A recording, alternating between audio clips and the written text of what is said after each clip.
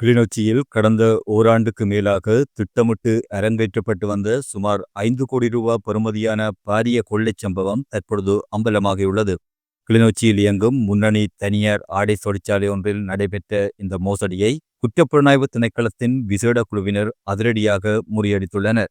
இது ஒரு சாதாரண திருட்டு அல்ல, மிக நுணுக்கமாக அரங்கேற்றப்பட்ட ஒரு டிஜிட்டல் மற்றும் ஆவண மோசடி. கடந்த 2024ஆம் ஆண்டு மார்ச் மாதம் 18ஆம் தேதி முதல் 2025ஆம் ஆண்டு மே மாதம் 29ஆம் தேதி வரையிலான காலப்பகுதியில் தொழிற்சாலையின் வரவு செலவு கணக்குகளில் கைவரிசை காட்டி போலி ஆவணங்கள் மூலம் பல கோடி மதிப்புள்ள மூலப்பொருட்கள் தந்திரமாக வெளியேற்றப்பட்டுள்ளன.